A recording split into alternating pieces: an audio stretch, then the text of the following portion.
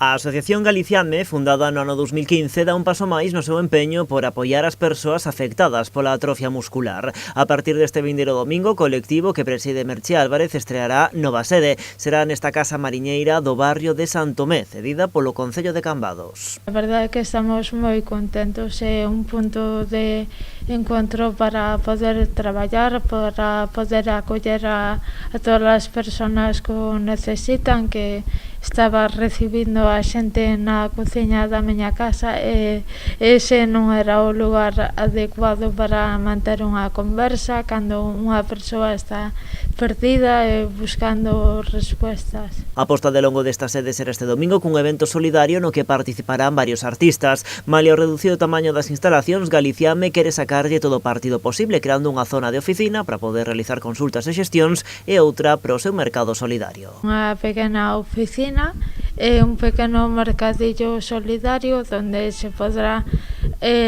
adquirir cousas de segunda man, primeira man. Temos as 7 plantas do Corte Inglés en 20 metros cuadrados.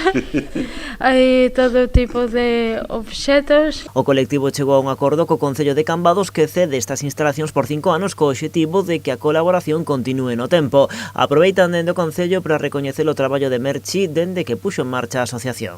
É un local que o certo é que estaba infrautilizado e agora lle vamos a dar un uso beneficioso para un colectivo e para toda a sociedade en xeral, pero especialmente para o colectivo de persoas que padecen este trastorno tan grave que é o AME. É unha data para poñer en valor o traballo de Merchi, o traballo de Galicia AME, ese traballo altruista, solidario, xeneroso, na que está mirando non solamente por todas as persoas, por os nenos, as nenas que padecen Galicia AME, sino tamén por outras persoas que padecen tamén outro tipo de enfermedades chamadas raras, non? Ademais, sobre o seu caso persoal, Merchi Álvarez segue petando en todas as portas posibles para conseguir o financiamento para a súa segunda viaxe a Corea, onde atopou tratamento para a súa doenza. Cree que o Sergas o que debería asumir os custos e dise disposta a chegar ata o final, mesmo recorrendo a xustiza. Todas as vías que eu creo que teña que tocar, todas as portas,